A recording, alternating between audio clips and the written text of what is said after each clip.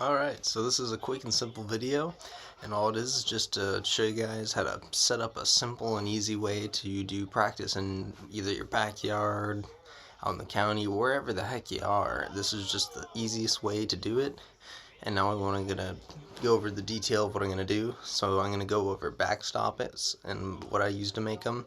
It's very simple. And then target materials, different target types. Like for me, I personally am striving to get a bunch of 3D, they're kind of expensive, like 3D animal targets. A lot of the kind that they use at like 3D tournaments and stuff like that. I need them just for hunting practice because it's the best target you can have. But you don't need that technically to do hunting practice. You can use things like what I improvise, like stuff like this. Just give you a little quick look, like things like shaped out animals and things like that. So you can, like I got this raccoon, or even better, the coyote up here. So you can shape out areas of where you would want to shoot, and it makes it a little easier. So there's a lot of different things you can do, and I'm just going to go over the basics, bare minimum, and make it easy as possible for you guys, so anyone can set this up in their backyard and get started. All I'm going to include is two different methods. One is a stepping method for checking distance, so you can put your flags at each distance, and one is using a rangefinder. And the reason I'm doing the stepping one is because not everybody can afford a rangefinder. These things can get pretty pricey. I mean, like everybody knows what a range. I'm not even gonna bother. I'll show you in the video, but nonetheless, two different methods of finding distance, and then after that, I'm gonna talk about setting up flags. For me, in my space, I have in this current property, it only goes up to 21 yards, but that's my common hunting distance anyway, so it's a good thing to practice. It's just that, I mostly just practice at the 21, and I will do closer sometimes just because, if you're especially small game, whatever like that, anything, the closer you get, the better. And some of my recent shots, most of them are around 20 yards anyway, because that's my comfortable distance. But for me personally, and I think I say this in the video, my actual max distance for hunting at the moment is 40 yards. I wouldn't shoot past that ethically anyway. It's like, yes, I could probably make a shot at 50 yards if I tried, but it doesn't mean it'll be 100%. And if you can't be 100% about your shot, then why take it? And I'll make a whole different video about that completely. But basically, I'm just gonna go over setting up a target and backstop, setting up your spacing so you have the correct places to stand and shoot, and just how to do that. So if you guys are wondering about that, curious about how to do that, anything like that, this is a video for you. It's a simple little video for beginners, and I wish I had this years and years ago, but much love everybody, and enjoy the video. What's up everybody? This is a quick and simple video about just setting up a little target space in your backyard or wherever you're at, wherever you happen to be, and make it accurate to what you need. Let's get on to it. So first off, pretty simple, is your target and your backstop. So the most important thing, especially if you're somewhere with neighbors, whatever else, you have something that's going to be able to stop your arrows if you miss the target or if it goes through the target, because they're fucking arrows. I mean, come on, man. So what I did for mine anyway, and there's many other ways to make backstops, but the simplest one is to get some cheap plastic wrap, big sheets of it. You can get it at factories, you can get it at big grocery stores like Home Depot and stuff. They might have it, or they might have it in the back if you ask for them. And just get a real big one of these, and then build yourself a frame. And we did it with just big 2x4s and just big pieces of wood, lumber you can get at the store for pretty affordable, and you put it all together. And one thing about the wood, when you're building the frame, make sure it's soft woods, because if you get hardwoods, it can really make it hard to get your arrows out of there, because they can already break off even if soft woods, but hardwoods, it's going to be 100%, you're not going to get that arrowhead back. So backstop, softwood frame. I made mine about 8 feet tall. You don't need that, and I didn't realize I didn't need that until later on, but that's okay. I'd say 6 feet is probably fine. 6 feet, and if you really are worried about going off, for me, I've never had a shot even go off target in the past long time. Usually, it's pretty rare unless I mess up form. But everyone does that. Nobody is exempt to that. Even the best in the world mess up their shot every once in a while and can go a little off. When it does, you can end up like up here or something. This thing's pretty old. It's getting real old now, but even though it's really old, it's still takes a beating, still works every single day, and that's the thing you want out of it. So that's why I said use those materials. You want to make sure the plastic's kind of hardy, by the way. I mean, you can get cheaper plastics, but you're going to need to wrap it more, and you're going to need more layers. For this, I think I did 4 or 5 layers, like 4 or 5 wraps around the entire thing worth of plastic, and that was about enough to keep the arrows from going all the way through. And when it isn't, I also have another big plastic sheet that hangs on the back and is able to be free, so that if it does happen to go through, that hanging one will catch the little bit of momentum left in the arrow and stop in that one, or at least not go far at all. And that's the most you want of a backstop. It's not too complicated. You can make them out of almost anything that's hard but soft, anything that an arrow can go into. So you can get creative with your backstop, and it's pretty similar with the target, not as much if you're doing what I want to do. Because for me, and this is the target part, target is complicated. I need 3D targets, and so I need to save up some money. I'm going to be getting some of those soon here.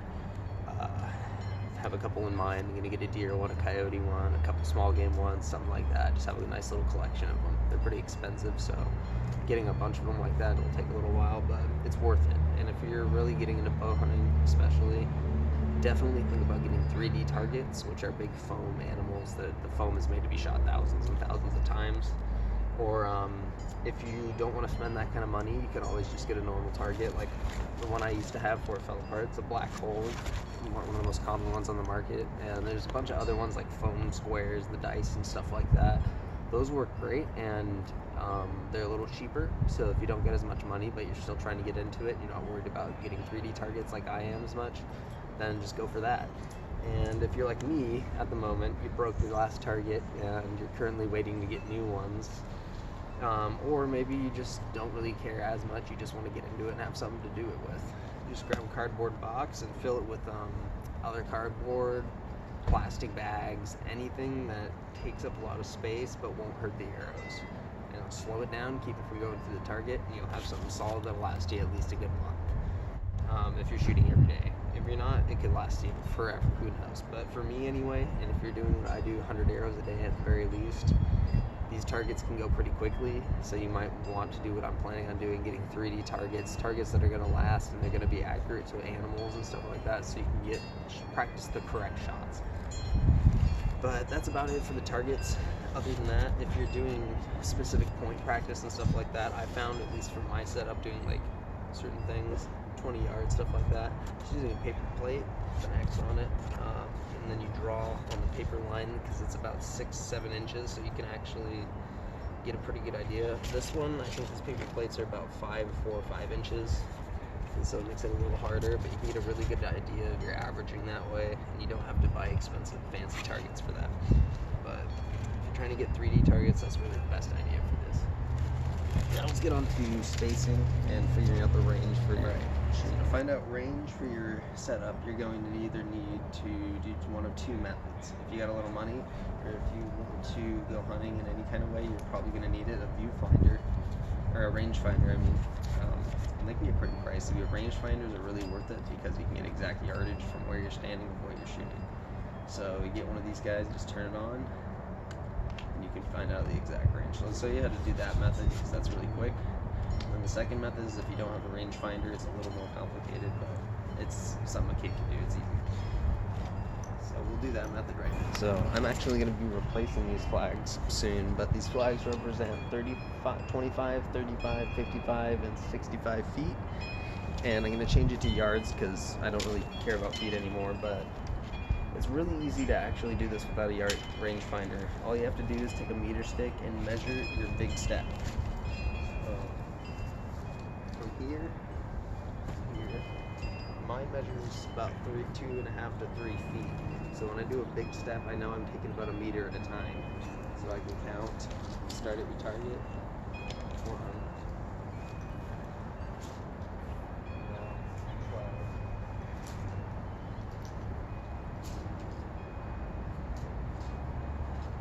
And it's really easy to just quickly figure out feet.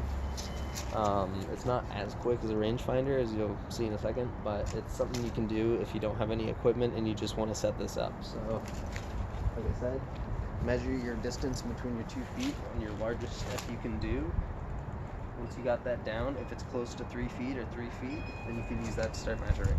If it's a little less, you can add a little more onto your flag. If it's a little more, you can add a little less onto your flag, so it's as spot on as you can get it. And that way it makes it really easy for you to range distance later on without a rangefinder. So let's get on to the rangefinder portion. Right, so if you have a rangefinder, just do the same kind of thing, but what you're going to do is do it in yardage, which is what I'm about to do for my yard. So you're going to want to set it up a little differently than feet.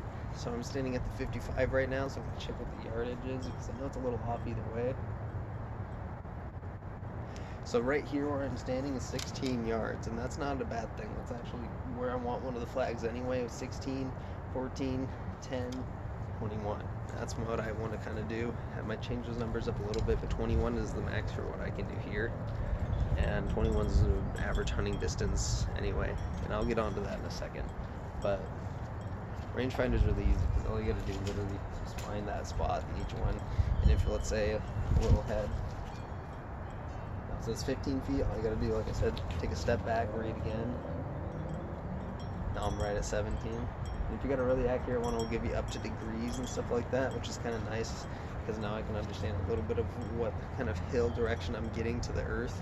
So if you're shooting downward or upward towards gravity, and that is really important for archery. So like I said, getting one of these specifically for archery really makes a huge fucking difference in the end. So definitely think about purchase. It's a lot of money, but the money's worth it. Once you got that basic setup going, you get your flags in, and maybe you can make those little flags just staking a piece of fabric, write down the yardage or footage that you're having for each one. Once you get those set up perfectly, all you gotta do is make sure it's in a straight line, make sure everything's good, and you're ready to go. That's it. Backstop, target, spacing, flags in, you're good. And then after that, all you're going to want to do is do your thing. If you're using a scope, you know, set your pins to each flag so you know that that's at those yardage distances. And then your farther pins, you're just going to have to do somewhere where you have more. And I had to do that myself. I have to go out to my hunting property to actually be able to have a target that I can go out all the way to about 45 yards. And 45 yards, by the way, is the max that I would ever hunt at ethically with these kind of setups. And even guys that I know with compound and what I've heard everywhere, they don't usually like to go past 45, because once you go past 45 yards, you're risking a lot of things, and it's just not worth it. And if you know you can trust that shot, there's no wind, nothing like that, go for it. But for setting up backyard stuff, I'd say start by setting up to 21, or up to, if you really want to, up to 41 if you got the space. But if you're doing 41, you know, just think about that stuff. Other than that, that's it for setting this stuff up. And if you guys got any questions, like I said, throw them in the comments. Love everybody. Stay tuned. Alright, well, if you enjoyed this video, that's awesome. You know, it's a pretty simple video, just outlining all these things so anyone can start. I'll maybe in the future make one with a different setup, one that I use more commonly, and things that I do to actually make it more complicated, things like changing your distance without knowing, so you can do it without a rangefinder, certain things like that. And there's a lot of little tiny things that I left out, because you know, this video is just for anyone who wants to set up something and start. This video isn't for complicated stuff, because I'm not going to get into that for this video. That's for a different video, and you know, blah blah blah. But if you like the video, make sure to leave a like. If you got any kind of questions about targets, setting these up, range finding, anything like that, just send questions in the comments. I'm always happy to help, and I'll always try my best to answer. So much love, everybody, and stay lifted. Oh, I almost forgot. Lucky hunting.